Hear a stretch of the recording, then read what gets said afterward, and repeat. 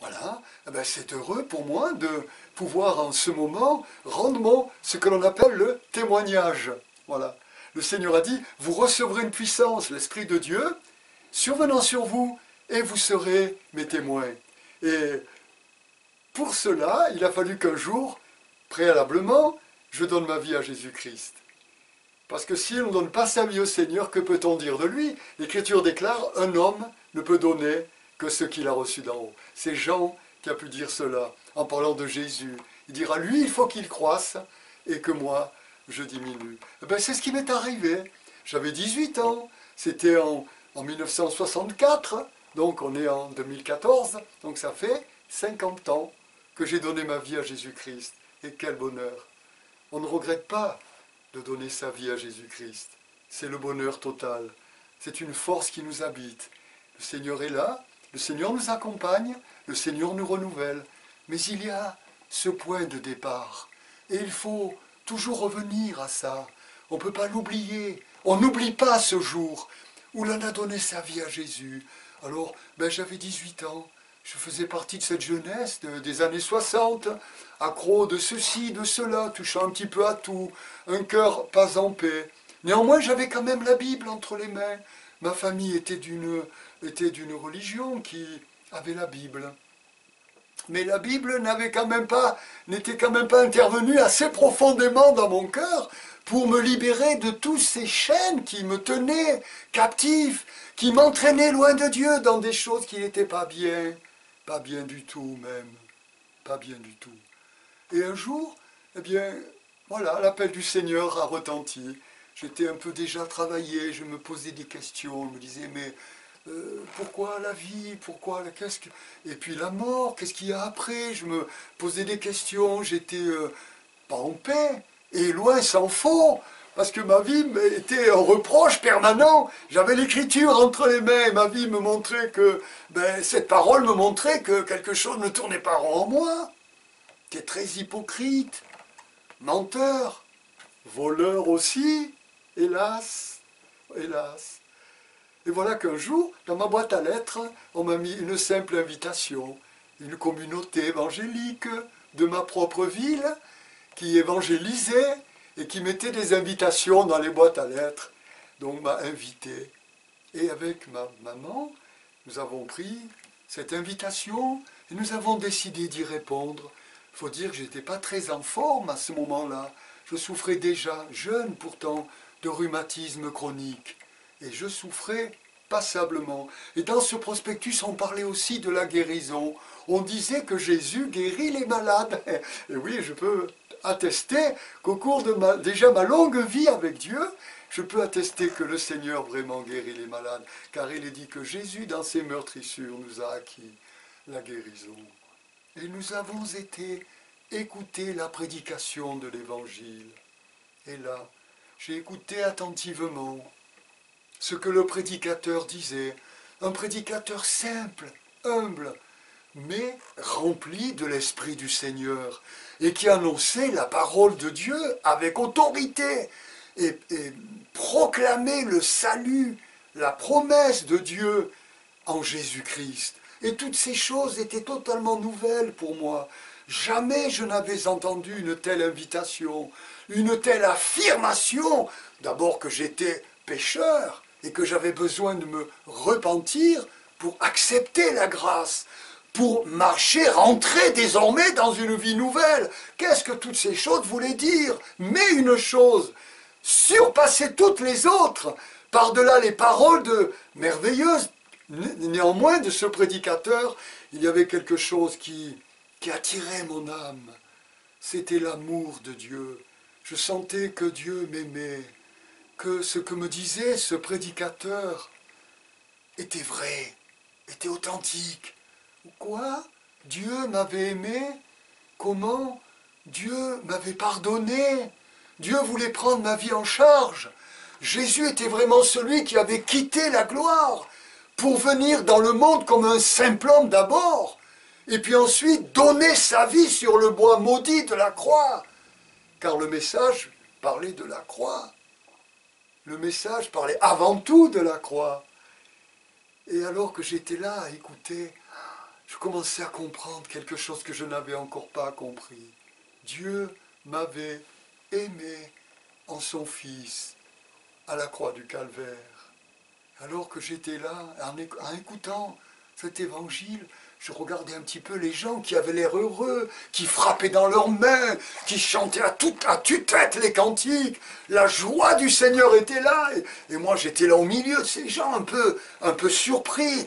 Avec ma maman, nous nous regardions un petit peu l'un l'autre. Même un moment des témoins. Avant la prédication, je me rappelle, le prédicateur a dit, qui est sauvé dans cette assistante? Qui a l'assurance de son salut? Levez la main, voyons. Nous nous sommes regardés tous les deux avec ma mère, on a dit, oulala, mais qu'est-ce qui se passe là? On était tout à fait surpris et dépaysés, c'est le moins qu'on puisse dire. Alors un peu comme les autres, on a fait comme tout le monde, on a levé la main, quoi. Hein, mais bon, sans aucune assurance en réalité. Et après, j'ai écouté attentivement cette parole. Puis je suis revenu, c'était une mission de quelques jours, peut-être une semaine ou plus, je ne me souviens pas. Je suis revenu, j'étais touché dans mon cœur.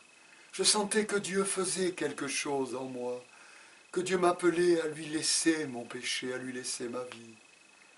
Et puis là, à un certain moment, alors, le prédicateur a, après un beau message, après avoir révélé la souffrance de Jésus, la passion de Christ au calvaire, cette lumière qui illumine tout homme, qui perce les ténèbres. Là où Dieu vient, les ténèbres reculent. Et lorsque la croix est dressée dans toute sa gloire, son ignominie, certes, il est vrai, car la passion de Jésus est un moment terrible, un moment horrible. Père, pourquoi m'as-tu abandonné? Oh, Jésus va. Élie, Élie, là-bas, sabachthani. Mon Dieu, pourquoi m'as-tu abandonné? Et les soldats qui sont autour disent, laissez, voyons, il appelle Élie. Non, il appelle son Père. Hein? Jésus souffre, Jésus est saint, Jésus porte le péché du monde. Comment lui, le saint, le juste, peut-il être revêtu ainsi de l'iniquité? Notre iniquité, mon péché. Jésus a pris mon péché à la croix. Alors bien sûr, pour moi maintenant ces choses sont vraiment claires. Les années ont passé, je connais mon Sauveur. Il m'a instruit, pas à pas. Mais à ce moment-là, je ne comprenais pas tout à fait ces choses. Elles étaient diffuses à mon esprit. Mais je sentais que l'amour de Dieu venait d'en haut, était là. Je sentais que ce Dieu m'aimait. Dieu m'aimait, Jésus m'aimait. L'Esprit Saint est à l'œuvre en mon cœur. Alors je me sentais comme saisi par cette image, par cet amour. Et là, un jour, dans 2 ou 3 jours, au cours de cette mission d'évangélisation, je me suis levé, alors que le prédicateur appelait « Qui veut donner sa vie à Jésus? Qui veut accepter la grâce? Qu'il vienne et nous prierons pour lui. » Et là, je me suis humblement levé de ma place. Je me suis levé, conscient que Dieu m'appelait. Oh, ça n'a pas traîné. Peut-être, je ne me rappelle pas, mais je pense que le pas était pressé pour aller devant et me mettre à genoux, accepter mon Sauveur. Et là, je me suis vraiment humilié devant Dieu. J'ai contemplé son sacrifice, j'ai accepté ce salut. Et là, le prédicateur, bien humblement, s'est approché de ceux qui avaient quitté leur place et qui étaient venus. J'étais avec d'autres là, nous étions rassemblés devant. Nous étions en train de faire la paix avec Dieu. Nous étions en train de donner notre cœur au Seigneur et d'être scellés du Saint-Esprit pour la vie éternelle. Alléluia. Et là, le prédicateur a prié pour moi. Prié, et je peux dire que encore dans les jours qui ont suivi, il y a eu des moments de prière particulière. L'Esprit de Saint m'a envahi, a rempli ma vie, pour faire de moi un témoin. Et je peux donc témoigner, rendre témoignage de mon salut. 50 ans déjà. Quel bonheur de suivre Jésus. Toi qui écoutes, Dieu t'appelle. Dieu t'appelle. Ne peux-tu pas venir à lui? Je suis venu au Sauveur. Ma vie n'était pas belle avant, mais Dieu en a fait une vie, un instrument entre ses mains. Et je peux dire que c'est merveilleux de connaître le Seigneur. C'est bon de suivre Jésus. C'est bon d'avoir eu le pardon de ses péchés et de marcher dans ce sentiment que Dieu nous accueille, que jour après jour on peut aller à lui. Ne veux-tu pas faire cette expérience? Ne veux-tu pas donner ta vie à Jésus? Laisse-moi t'appeler ce soir. Laisse-moi t'inviter à venir au Sauveur, à te tourner vers lui, à accepter cette parole. Tout est là-dedans. Lis l'Évangile. Accepte celui qui est venu.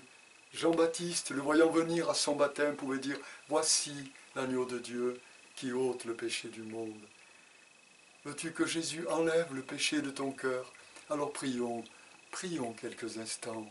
Père, je prie que cette parole, ce témoignage que j'ai pu rendre en cet instant, de ce que tu as fait de moi, Seigneur, un homme nouveau, habité par Jésus-Christ, en route pour la vie éternelle, pour la patrie céleste. Je prie que cette personne, ce bien-aimé qui me regarde, qui m'écoute, peut-être dans des difficultés particulières, car la vie dans le monde est un combat, et tout un chacun. L'Écriture déclare l'homme né pour souffrir, comme l'étincelle pour voler. Seigneur, je prie que le cœur avec lequel je m'entretiens ce soir puisse lui aussi se tourner vers toi, recevoir le salut et la vie, le salut de Dieu en Jésus-Christ, notre Sauveur. Amen. Que Dieu vous bénisse. Amen.